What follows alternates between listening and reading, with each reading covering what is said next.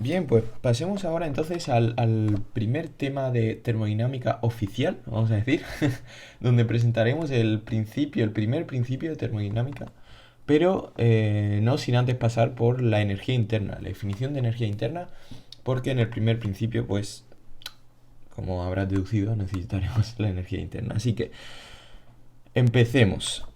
¿Qué es la energía interna? Bueno, lo primero que tienes que saber es que un sistema termodinámico en general, bueno, un sistema en general, pero más centrado en termodinámica, se define como, o sea, su energía se define como la energía total, que es igual a una energía mecánica más una energía interna. Tú ya sabías que en los sistemas clásicos pues tenemos energía total es igual a energía mecánica. Pero cuando ya te metes en termodinámica tenemos que darle importancia a lo que pasa con la energía interna, es decir, energía debido a interacciones intermoleculares o intramoleculares, es decir, pues reacciones con electrones, o sea, energía electrónica, nuclear, traslaciones moleculares.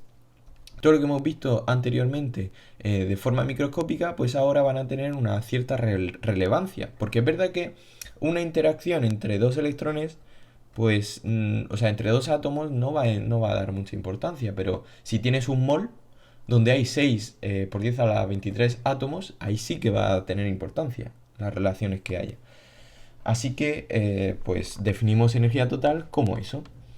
Y donde recalco que la energía interna es la energía debida a fuerzas intermoleculares, intramoleculares o debido a traslación, rotación de moléculas, etcétera.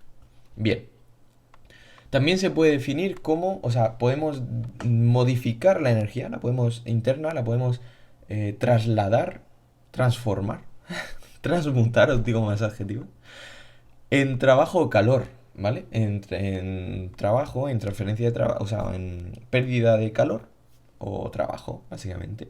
Vamos a centrarnos un momento en el trabajo porque también va a tener una cierta importancia. Y en el trabajo nos centraremos con un ejemplo muy intuitivo, muy fácil.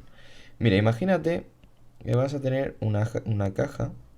Como el ejemplo va a depender de esta caja, voy a intentar dibujarla bien. A ver, tal que así. ¿Vale?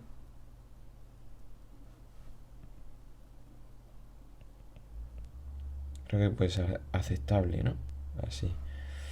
Vale. Tal que así, tal... Uf, a ver. Uf, madre mía. Vale. Ok. Pues ponte que tienes partículas dentro de la caja. Estarás de acuerdo conmigo que dentro, o sea, si hay un gas con partículas, este gas lo que va a tender es a expandirse hasta llegar a un equilibrio. Es decir, que si aquí tenemos una pared, pues el gas va a tender a empujarla hacia la izquierda hasta estar en un volumen en equilibrio, ¿vale?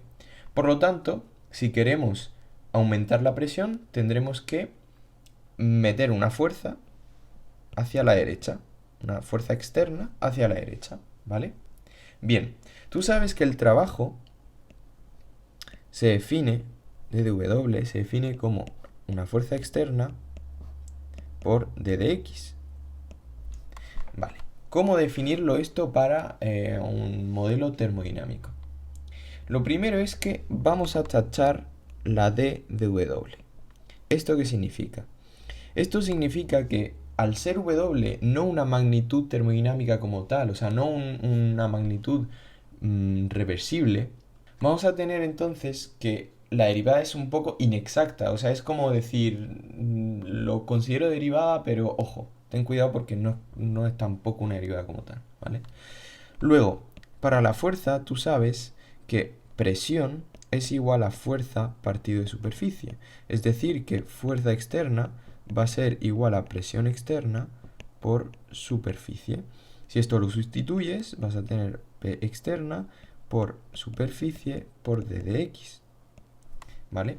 Pero d de x va hacia la derecha. Por lo tanto, estarás de acuerdo conmigo que esto debería ser un DDV, porque superficie por X, pues es un volumen.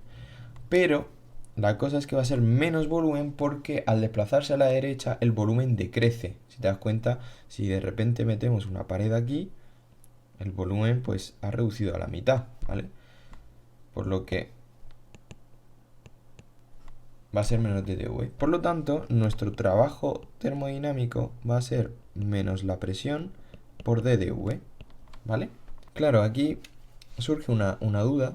Bueno, a lo mejor a vosotros no os ha surgido, pero ya dijimos que estos procesos no los podemos estudiar porque son procesos irreversibles. Pero al poner diferenciales, en concreto el d de x, sí que puedes estudiarlo. Es decir, si tú imaginas un desplazamiento infinitesimal d de x, pues tú sí que puedes estudiar lo que va a pasar en un espacio de dx después. Lo que no podías estudiar es lo que pase, por ejemplo, desde un punto A a un punto B, todo lo que hay intermedio no lo puedes estudiar. Pero si tu punto B es un d de x, está aquí, y luego otro, y otro, y otro, sí que puedes estudiarlo pasito a pasito, infinitesimal por infinitesimal, y al final estudiarás el proceso entero. Por eso estamos con dw, de hecho tachado, y menos pdv. Bien, vamos a establecer una pequeña un pequeño criterio de signos, simplemente por estar de acuerdo más adelante. Y es que definimos expansión cuando dv sea mayor que 0 y por lo tanto dw menor que 0. Y compresión, pues lo contrario. ¿Vale? Perfecto. Bien, vale. Bueno, que decir que esto de manera integral pues va a ser menos p de dv, ¿vale? De un punto A a un punto B. No tiene más. No tiene más. No dependerá del camino, es decir, que si tenemos un punto A aquí y un punto B aquí, el camino puede hacer lo que tú quieras, o sea, como si hace eso, o sea, no hay problema mientras que lo definas como A y B. Eso ya lo definimos en su momento.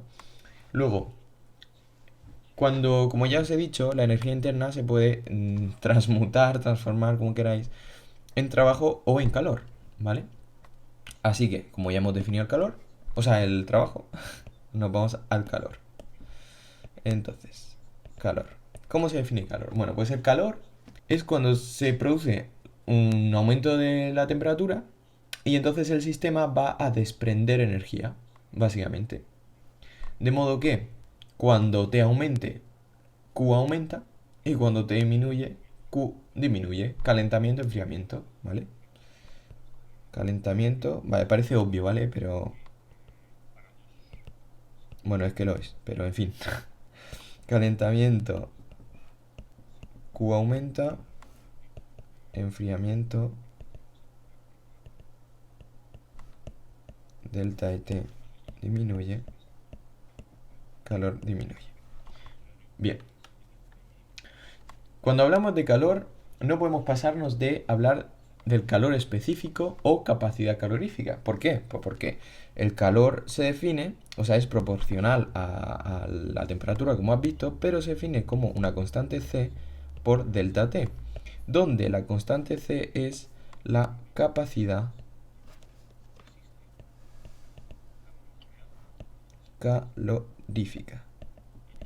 ¿Qué es la capacidad calorífica? Bueno, pues es la propiedad de la materia que te permite calentarla o enfriarla de manera más rápida o más lenta. Por ejemplo, no es lo mismo calentar aceite que calentar agua. Si tú coges un litro de aceite y lo calientas, a lo mejor en 5 minutos está ardiendo. Pero si coges un litro de agua y lo calientas, pues en 5 minutos a lo mejor todavía no. Ojo, no hablo de la tecnología moderna que es placas de inducción y tal. Digo placas de fuego antiguas, ¿vale? De gas.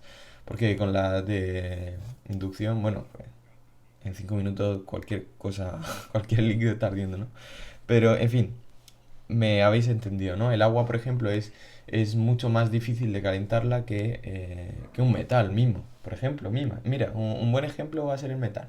El metal enseguida se calienta, pero el agua no. Entonces, ahí está la cosa. Es la capacidad de cada material, de la materia en calentarse más o menos rápido. Vale.